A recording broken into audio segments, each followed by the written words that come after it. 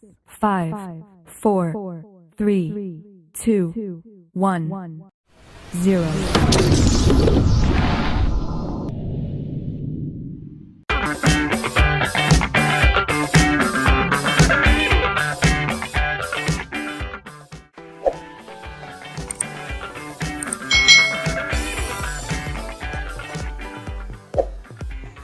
Hai, selamat datang di channel YouTube Kak Citra. Apa kabar adik-adik semuanya? Kak Citra berharap kalian dalam keadaan yang baik, sehat, dan siap untuk belajar ya. Nah, hari ini kita akan belajar masih di tema 6, panas dan perpindahannya, subtema 1, suhu dan kalor, pembelajaran yang kedua. Mari adik-adik kita belajar dengan penuh semangat ya. Perhatikan gambar berikut ini. Sore itu, Ayah Siti sedang membaca koran. Di sampingnya, Ibu Siti pun sedang membaca sebuah majalah. Siti pun tak ketinggalan dengan bukunya. Ia asik membaca. Mereka memanfaatkan media cetak untuk mendapatkan informasi. Di meja tamu tampak segelas teh panas yang masih mengepul untuk Ayah. Ada juga es jeruk kesukaan Siti. Pernahkah kamu membuat teh panas atau es jeruk adik-adik? Tentunya pernah ya. Menurutmu apa saja yang diperlukan untuk membuat segelas teh panas? Lalu apa yang kamu perlukan untuk membuat segelas es jeruk? Nah, untuk membuat segelas teh panas, kamu itu memerlukan beberapa sendok daun teh dan air panas. Bisa ditambahkan gula juga ya adik-adik ya. Sedangkan untuk membuat es jeruk, kamu memerlukan sari jeruk, air, dan es batu. Bagaimana kamu dapat menentukan bahwa air teh itu terasa panas dan es jeruk itu terasa dingin adik-adik? Ya, biasanya kalian akan merasakan ya ketika tangan kalian menyentuh gelas. Kalau terasa panas ya berarti itu panas. Kalau terasa dingin ya itu berarti dingin. Adik-adik, dalam kehidupan sehari-hari kita itu sering loh mengukur suhu dengan sentuhan telapak tangan kita. Indra peraba kita, yaitu kulit ya, akan mengirimkan informasi ke otak untuk memberitahu kita bahwa sesuatu itu akan terasa panas atau terasa dingin. Nah, betulkah indra peraba kita ini dapat digunakan untuk mengukur suhu suatu benda? Nah, apakah tangan kita ini bisa mengukur suhu suatu benda?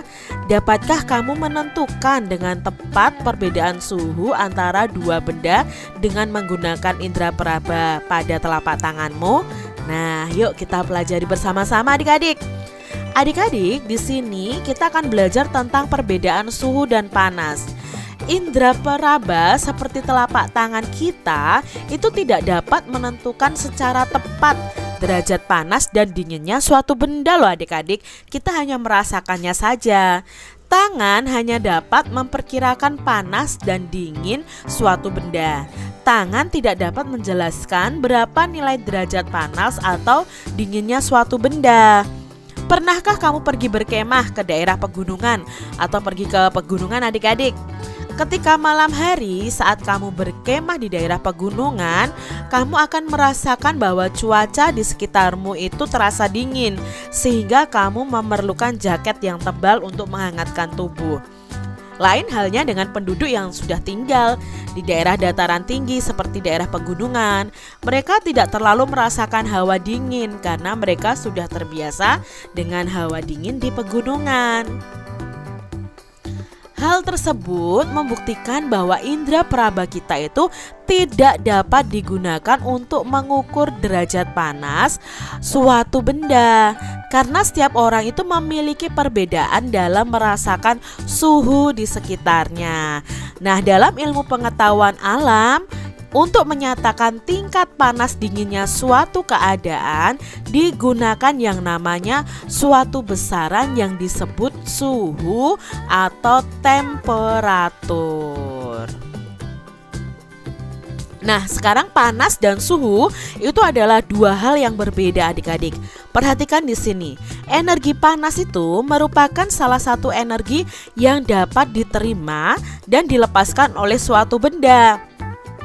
Ketika sebatang logam dipanaskan dengan api, batang logam tersebut mendapatkan energi panas dari api. Nah, energi panas membuat batang logam itu menjadi panas. Ketika batang logam tersebut panas, otomatis suhunya akan meningkat. Ketika batang logam menjadi dingin, maka suhunya juga akan menurun. Jadi beda ya antara panas dan suhu. Nah, suhu sendiri adalah besaran yang menyatakan derajat panas suatu benda. Nah, suhu suatu benda menunjukkan tingkat energi panas benda tersebut. Satuan suhu yang digunakan di Indonesia itu adalah Celcius, ya. Nah, alat untuk mengukur suhu itu adalah termometer. Nah, ini adalah contoh-contoh gambar termometer ya adik-adik ya. Lalu untuk mengukur satuan panas itu dinyatakan dalam kalori dan diukur dengan kalorimeter. Ini adalah contoh dari kalorimeter ya. Ini untuk alat untuk mengukur panas ya. Kalau termometer itu untuk mengukur suhu. Ya, kalau termometer badan berarti mengukur suhu badan, bukan mengukur panas badan. Ya, adik-adik ya, kalian harus tahu itu perbedaan antara panas dan suhu. Nah, dari bacaan itu, apa sih judul bacaannya? Nah, judulnya adalah perbedaan suhu dan panas. Tuliskanlah kata-kata kunci pada setiap paragraf di atas. Adik-adik tentu masih ingat pada pembelajaran sebelumnya bahwa kata kunci adalah kata-kata yang penting dalam setiap paragraf bacaan. Nah, kita lihat di sini di paragraf pertama.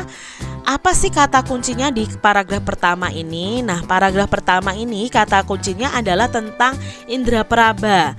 Lalu ada kata panas dan dingin. Lalu ada kata derajat panas. Nah, ini adalah kata kunci dari paragraf pertama.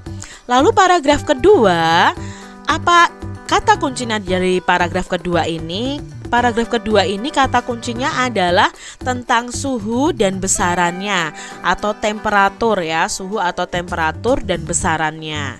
Nah, sekarang untuk paragraf yang ketiga, paragraf ketiga ini membicarakan tentang panas, suhu, lalu alat termometer, kalorimeter. Nah, di sini berarti kata kuncinya adalah panas, energi, termometer, kalorimeter. Kalian bisa menambahkan kata kunci jika kalian menemukan kata yang di situ sangat penting artinya. Lalu, apa yang dapat kamu simpulkan dari bacaan di atas? Nah, yang bisa kita simpulkan adalah 1. Panas atau kalor dan suhu adalah dua hal yang berbeda. Suhu adalah besaran yang menyatakan derajat panas suatu benda. Suhu suatu benda itu menunjukkan tingkat energi panas benda tersebut. Satuan suhu yang digunakan di Indonesia adalah Celcius. Lalu alat untuk mengukur suhu sendiri dinamakan termometer. Sedangkan energi panas merupakan salah satu energi yang dapat diterima dan dilepaskan oleh suatu benda. Satuan panas dinyatakan dalam bentuk kalori dan diukur dengan alat namanya kalorimeter. Itu kesimpulan dari bacaan di atas. Apa yang kamu ketahui tentang panas? Nah, energi panas itu merupakan salah satu energi yang dapat diterima dan dilepaskan oleh suatu benda. Apa yang dimaksud dengan suhu atau temperatur? Nah, suhu tadi adalah besaran yang menyatakan derajat panas suatu benda.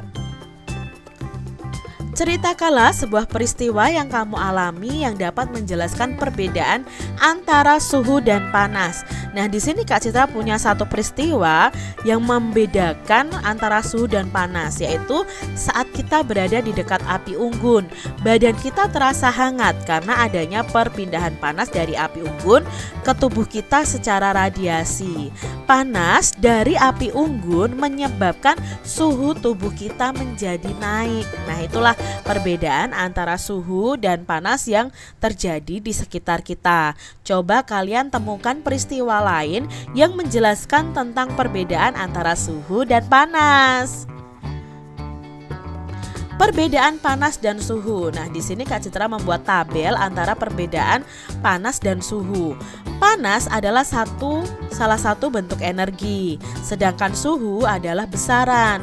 Panas dapat diukur menggunakan kalorimeter, sedangkan suhu menggunakan termometer.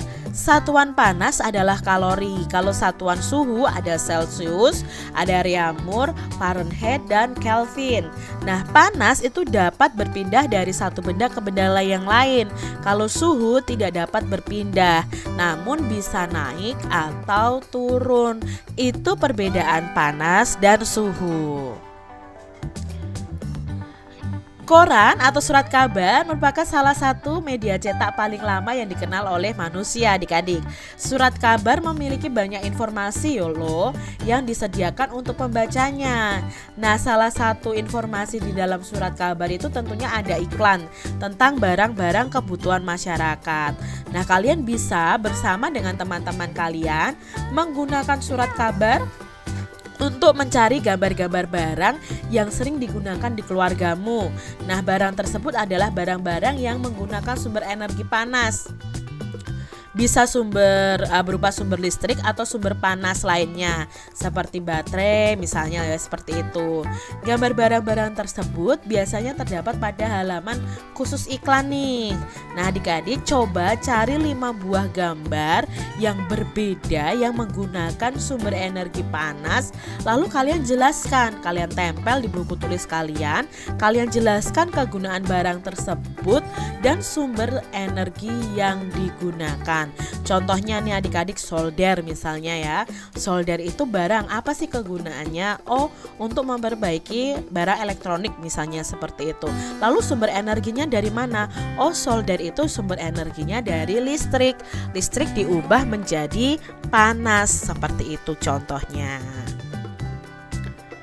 Tahukah kamu? Nah, yuk kita cari tahu nih tentang termometer. Termometer pertama kali dibuat pada tahun 1592 oleh seorang ilmuwan Italia bernama Galileo Galilei. Inilah gambarnya ya, fotonya ya, yang menggunakan udara dan air. Nah, pada tahun 1714 ilmuwan Jerman bernama Daniel Gabriel Fahrenheit membuat termometer yang berisi air raksa. Nah, ini ya biasanya ada termometer yang isinya air raksa ya di dalamnya ini. Yang berwarna kuning ini adalah air raksa. Nah, pada tahun 1742 ilmuwan Swedia bernama Andreas Celsius menemukan termometer yang menggunakan skala ukuran sampai 100.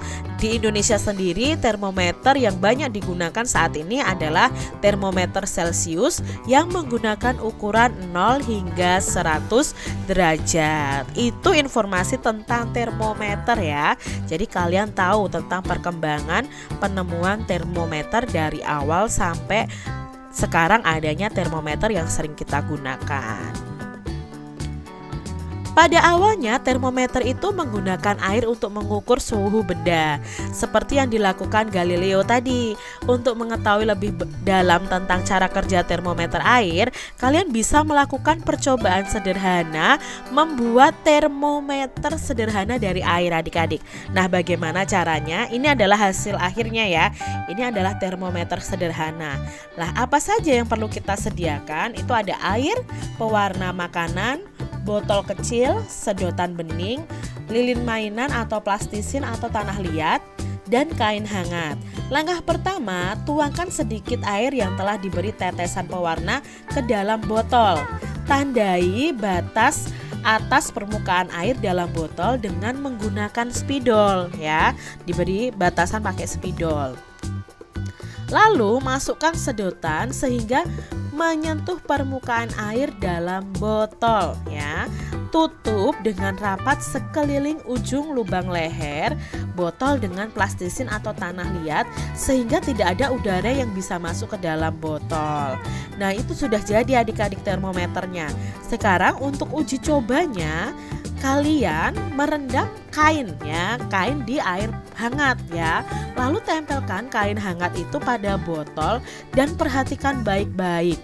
Nanti air di dalam botol itu akan naik kesedotannya adik-adik. Tandai dengan spidol batas permukaan air di dalam botol setelah botol ditempel kain hangat. Otomatis airnya akan naik adik-adik melalui sedotan itu ya. Nah, itulah menunjukkan bahwa suhu suatu benda akan naik. Mengapa air di dalam botol dapat naik? Nah, itu karena air dalam botol itu memuai karena menerima panas yang berasal dari kain hangat tadi. Apakah peristiwa perpindahan panas pada percobaan tersebut? Adakah adik-adik? Ya, ada. Perpindahan panas terjadi dari kain yang hangat ke air yang ada di dalam botol. Nah, kesimpulan apakah yang bisa kita ambil dari kegiatan di atas? Kesimpulannya, permukaan suatu zat cair akan naik. Volume zat cair akan bertambah ketika dipanaskan dan juga permukaan suatu zat cair akan turun ketika didinginkan. Hubungan inilah yang dimanfaatkan oleh termometer untuk mengukur suhu suatu zat. Itu kesimpulan yang bisa kita ambil dalam membuat percobaan termometer sederhana. Kalian bisa praktekkan ya di rumah kalian masing-masing. Wah, ternyata prinsip kerja termometer cukup sederhana ya. Air di dalam botol memuai setelah menerima energi panas, kata Siti. Iya, itu salah satu contoh penggunaan energi panas dalam kehidupan sehari-hari.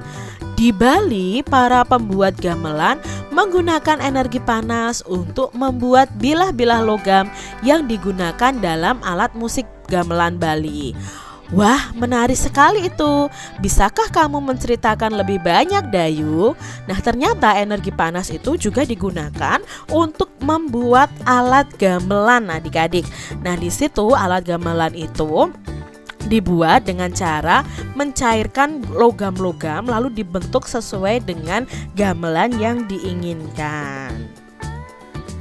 Tahukah adik-adik tentang gamelan? Yuk kita pelajari tentang gamelan. Gamelan adalah sekumpulan alat musik tradisional. Setiap alat musik yang ada pada gamelan ini menghasilkan bunyi yang berbeda-beda. Beberapa alat musik seperti gong dan bonang itu terbuat dari logam. Ya, ini adalah gambar gong, ini bonang adik-adik namanya. Ya, dalam pembuatannya gong dan bonang ini harus dibentuk dengan cara dipanaskan. Gamelan ini digunakan untuk mengiringi beberapa lagu daerah yang dimainkan dengan tangga nada sederhana. Tahukah adik-adik apa yang dimaksud dengan tangga nada? Yuk kita pelajari berikutnya. Tangga nada. Nah, tangga nada itu adalah urutan nada yang disusun secara berurutan. Misalnya do, re, mi, fa, sol, la, si, do. Nah, ada banyak jenis tangga nada. Di antaranya adalah tangga nada diatonis dan tangga nada pentatonis. Apa itu tangga nada diatonis dan pentatonis? Yuk kita lanjutkan. Tangga nada diatonis adalah tangga nada yang mempunyai dua jarak nada, yaitu 1 dan setengah. Nah, beberapa alat musik seperti piano, organ memiliki sistem tangga nada diatonis.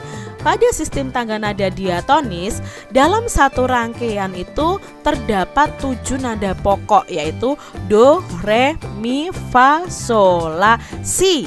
Nah, nada ke-8 itu merupakan pengulangan nada pertama, tetapi biasanya lebih tinggi ya. Seperti itu yang terjadi pada piano atau organ atau keyboard juga seperti itu. Ini menggunakan tangga nada diatonis. Nah, sedangkan tangga nada pentatonis itu apa? Yuk kita lanjutkan. Tangga nada pentatonis merupakan jenis tangga nada yang hanya memakai 5 nada pokok saja. Kalau tadi yang diatonis tadi 7 nada pokok, kalau yang pentatonis itu cuma 5 adik-adik. Ragam tangga nada pentatonis dibedakan oleh jarak antar nada serta pilihan nada yang didengar.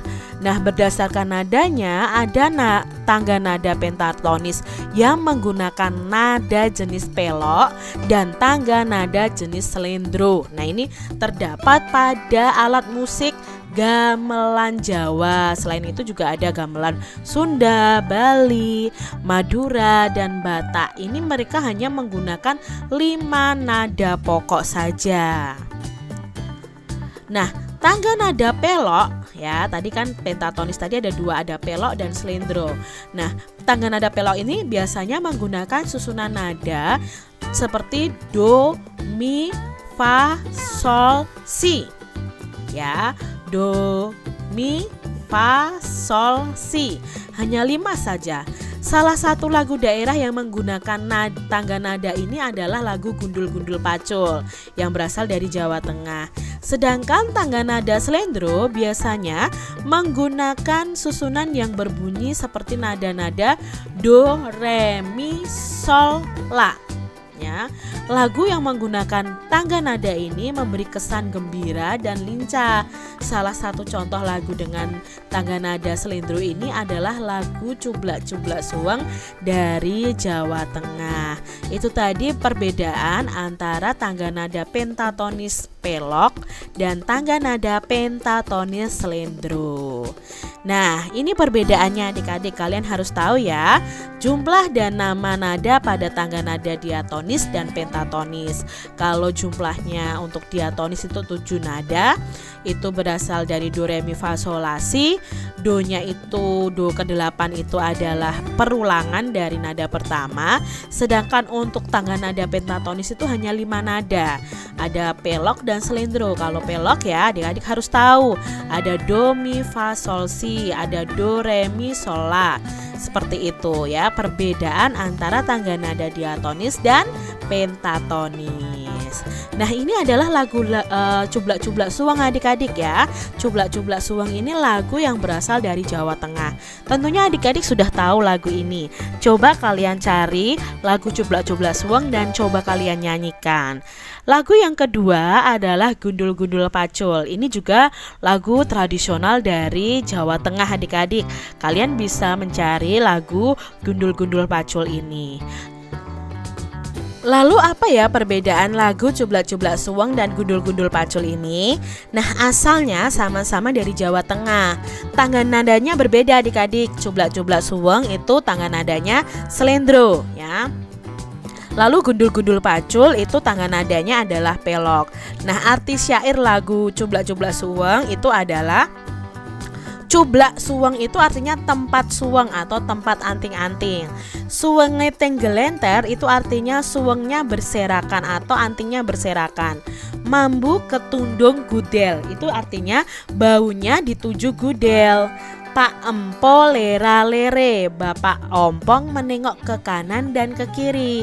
Sopong guyun deleake itu artinya siapa yang tertawa dia yang menyembunyikan. Sir-sir pong dele kopong itu artinya hati yang kosong tanpa isi. Lalu lagu Cublak-Cublak Suweng ini kesannya itu gembira dan lincah. Berbeda dengan lagu Gundul-Gundul Pacul nih adik-adik ya, menggunakan tangga nada pelok. Nah, Gundul-Gundul Pacul gembelengan itu artinya gundul-gundul cangkul sembrono. Nyunggi-nyunggi wakul kul gembelengan itu artinya membawa bakul di atas kepala dengan sembrono. Nah, wakul glimpang segane dadi sak latar, bakulnya terguling, nasinya tumpah sehalaman. Itu adalah arti dari syair lagu Gundul-Gundul Pacul. Nah, kesannya apa? Kesannya lagu ini adalah gagah dan sakral. Itu tadi perbedaan antara lagu Cublak-Cublak Suweng dan Gundul-Gundul Pacul. Demikian tadi adik-adik pembahasan kita di tema 6 subtema 1 pembelajaran yang kedua. Semoga video pembelajaran ini bermanfaat untuk adik-adik semuanya.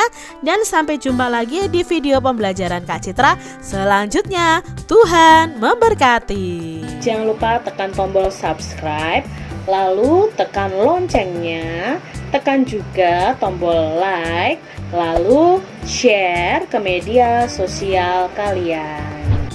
Jangan lupa untuk ikuti media sosial Kak Citra. Terima kasih.